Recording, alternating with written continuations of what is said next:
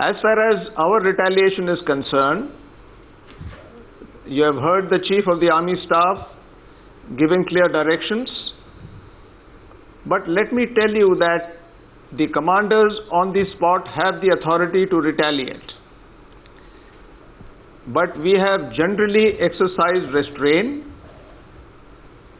when the fire is not accurate and effective. But the decision to respond will be with the local commander.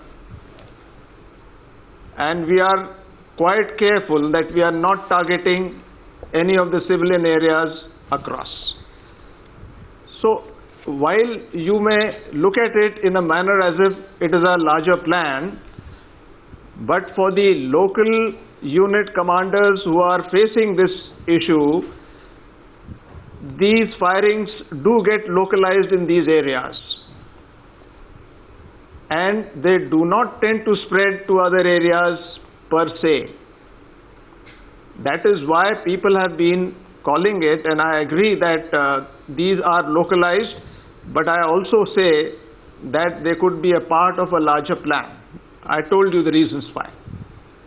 General, I have a couple of more questions, and may I say this, General Parnaik, to you, that it is very reassuring to hear you, as it was reassuring to hear the Army Chief, and I thank you for sharing your time here with us on Times Now. My next question to you, General Parnaik, is this, that there is a lot of concern about Pakistan's strategy, which is unspoken strategy to divert the Tehreek-e-Taliban into the Jammu and Kashmir region and the Jammu and Kashmir state.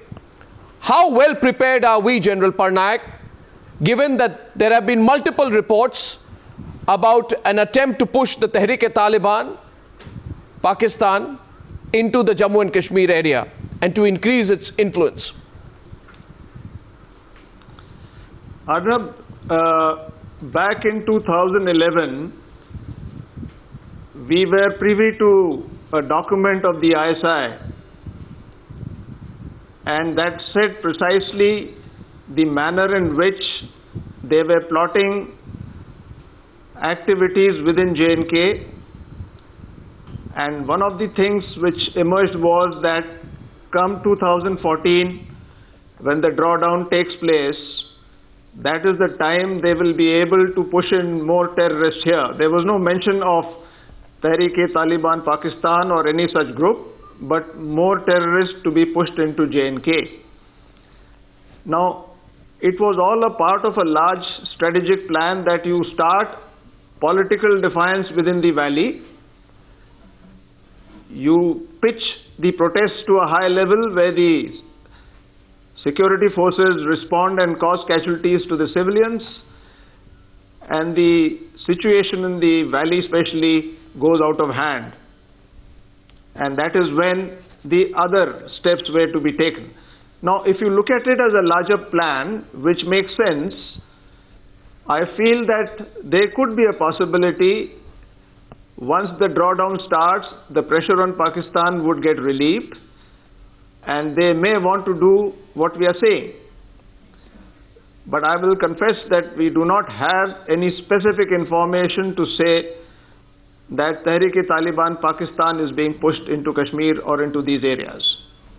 As far as our preparations are concerned, since we are aware of this issue for some time now, yes, we are ensuring that our counter-infiltration grid improves.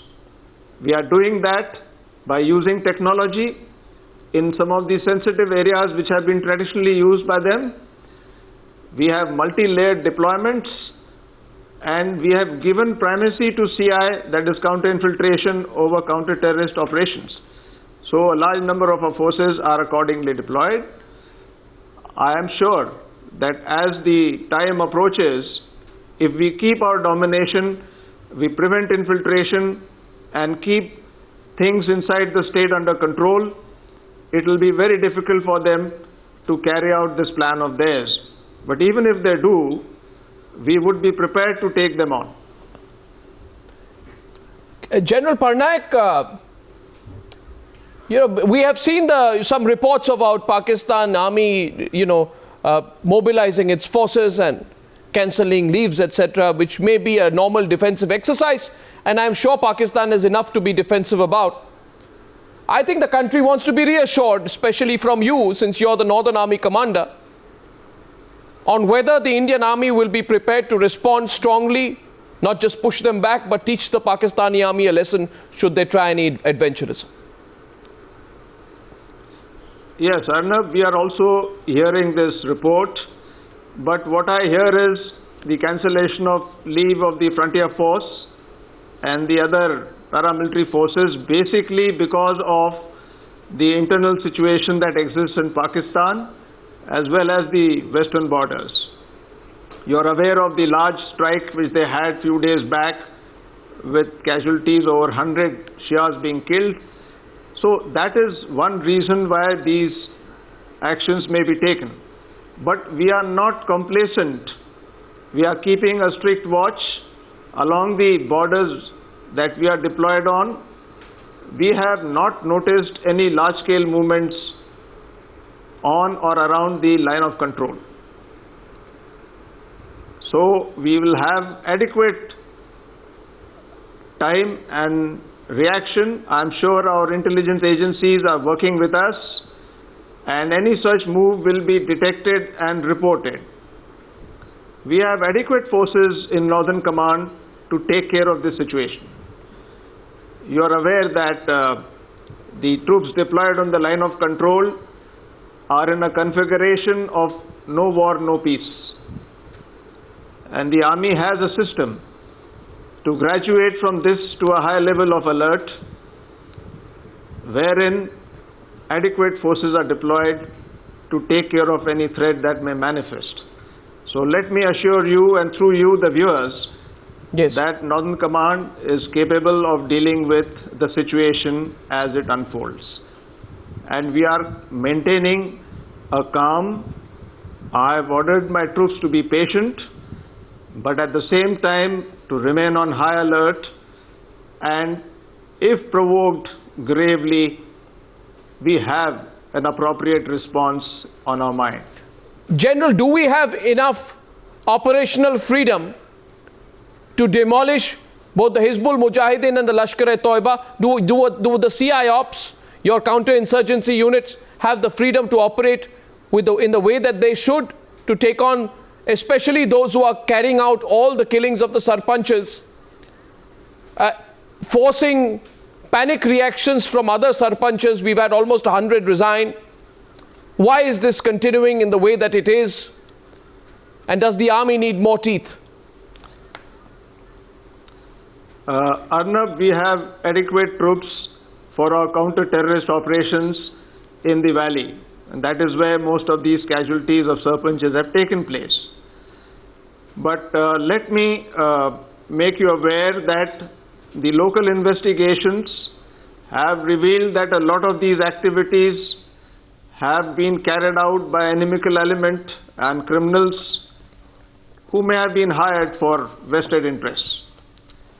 There is a terrorist angle to it also, because the way it is being spoken of, it seems as if this has been a part of their agenda to target the democratic institutions within the state.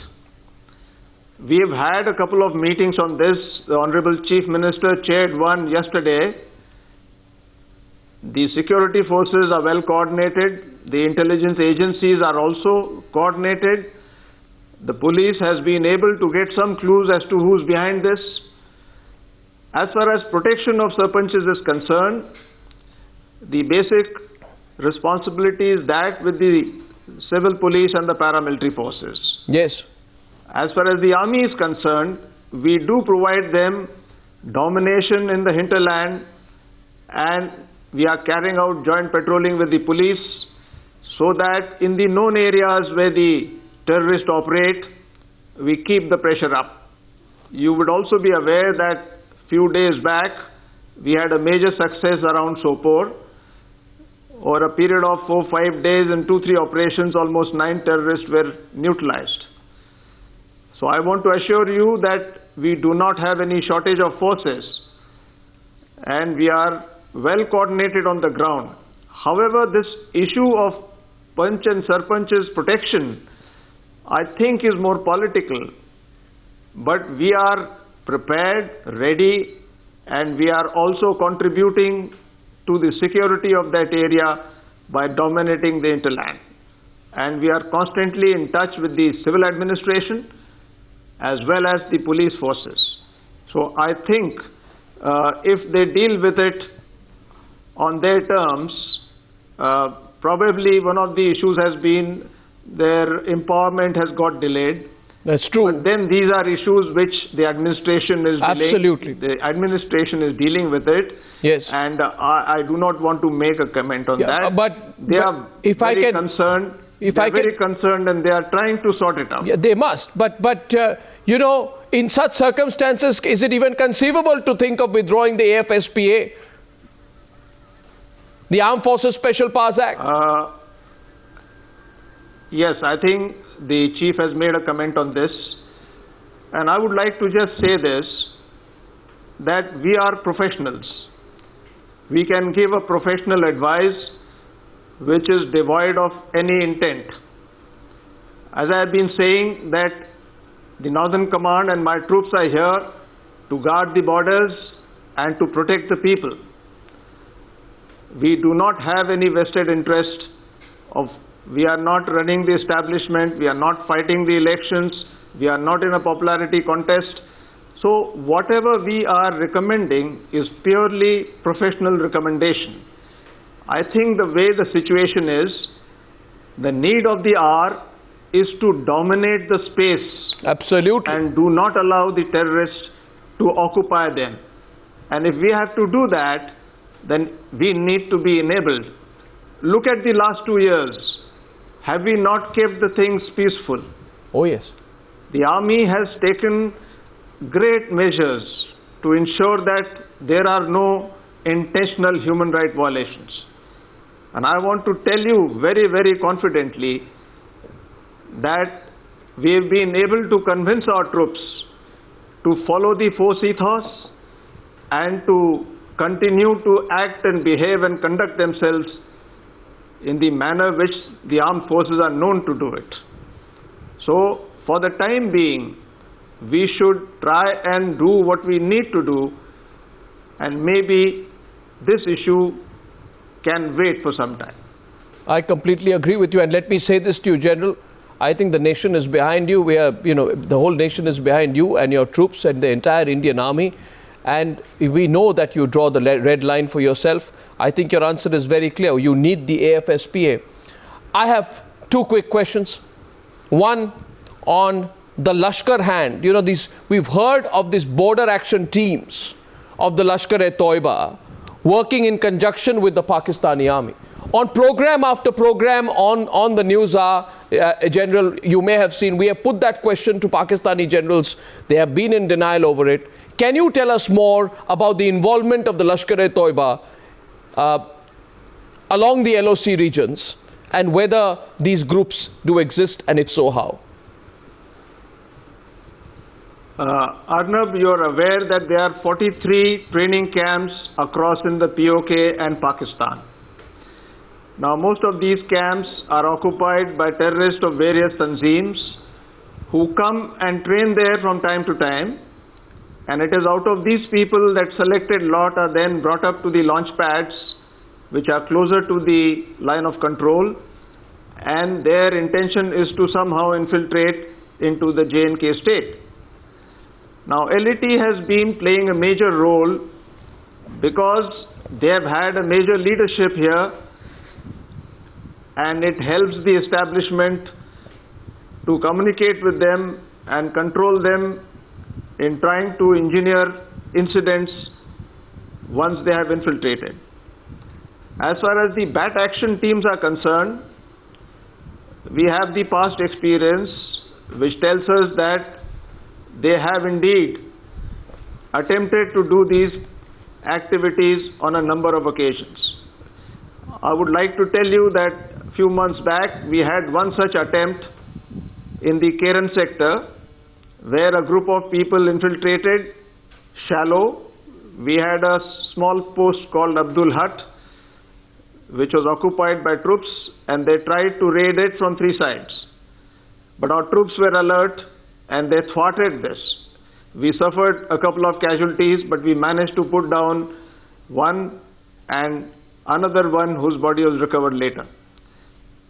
So it is true that they resort to these issues and these methods when they get frustrated and they are not able to carry out infiltration from certain areas. We are very much alive to it, and we are taking precaution, and we are ensuring that our fault zone areas are adequately protected. General Parnaik, finally, how is the morale, General, among the troops, among your men? How is the morale among our troops, sir? Arnab, I have just been to all the forward areas in 15 and 16 Corps, and let me tell you, the morale of our officers and our men is very high. Indeed, there was a sense of anger and resentment at the incident which has taken place, but they are professionals. They understand the need of the hour is to be patient, is to be alert, and to continue to have moral ascendancy on the line of control. And I am very sure, I have full faith in my officers and men. I want to assure you, and through you, all the viewers, that we are keeping a strict vigil. We are motivated, we are well trained, and we have the capability. General Parnaik, we commend your restraint. We admire your professionalism. We salute your courage and your nationalism. And I thank you very much on behalf not just of Times Now, but all our viewers across the country for talking to me so openly. And I wish you and all your Jawans, officers and men once again on Army Day. Thank you, General Parnaik. Thank you. Thank you very much, Arnab. Thank you, General.